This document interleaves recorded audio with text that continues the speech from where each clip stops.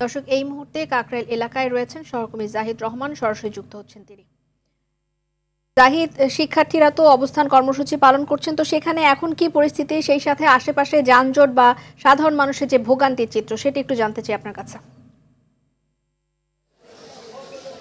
আপনি জানেন যে দ্বিতীয় দিনের মতো তাদের যে অবস্থান সেই কর্মসূচি কিন্তু এখনও পালিত হচ্ছে 4 দফা দাবিতে, এবং তাদের যে বক্তব্য সেটি হচ্ছে যে তারা দীর্ঘদিন ধরে তাদের যে বিশ্ববিদ্যালয়ের যে হল আবাসন এবং খাবারের বিষয় এবং স্থানান্তরের বিষয় এগুলো তারা দাবি জানিয়ে আসছেন এবং সেই দাবিগুলো মানা হচ্ছিল না।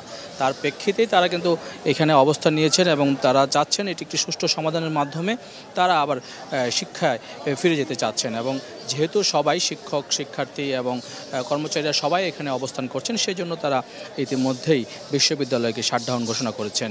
এবং আপনারা দেখতে পাচ্ছেন যে এই মুহূর্তে এখন পর্যন্ত এখানে যে আন্দোলন তাদের সেই অবস্থান সেটি কিন্তু অব্যাহত আছে। এবং ইনকলাব মঞ্চের পক্ষ থেকে বিকেলের দিকে এসে তাদের সাথে একমত পোষণ করেছেন। এছাড়া আমরা জানি যে কিছুক্ষণ পর হয়তো গণ অধিকার পরিষদের পক্ষ থেকে এখানে আসার কথা একটি টিম, তারা এসেও তাদের সাথে সংহতি প্রকাশ করার গ্রুপে বলে আমরা জানতে পেরেছি। এবং ইতিমধ্যে এই স্থানটিকে ঘিরে ডিএমপি আবারও এখানে সভা সমাবেশ নিষিদ্ধের যে একটি তারা বিজ্ঞপ্তি দিয়েছিল সেটি আবারও তারা পুনর্ব্যক্ত করেছে।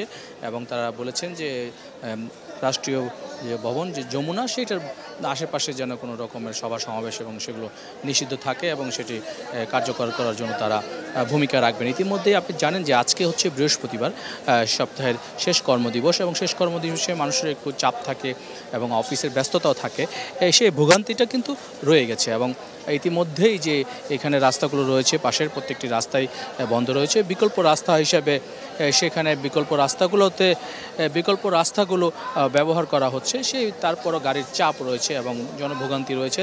তারপর শিক্ষার্থীদের যে দাবি রয়েছে যে তারা এখানে উপদেষ্টার বিরুদ্ধে নয়, কারোর বিরুদ্ধে নয়, যমুনায় এবং অবরোধ, সেটাও তারা চান না। তারা চান যে সুষ্ঠু সমাধান এবং তারা চান তাদের যে দাবি রয়েছে, যে অধিকার, সেই বিশ্ববিদ্যালয়ের যে তাদের যে সুব্যবস্থা সেটি যেন ফিরে আসে এবং সেই দাবিগুলো মেনে নেওয়া হয়, তাহলে তারা এই অবস্থান থেকে সরে দাঁড়াবেন। রেদওয়ানা। জাহিদ, ধন্যবাদ আপনাকে।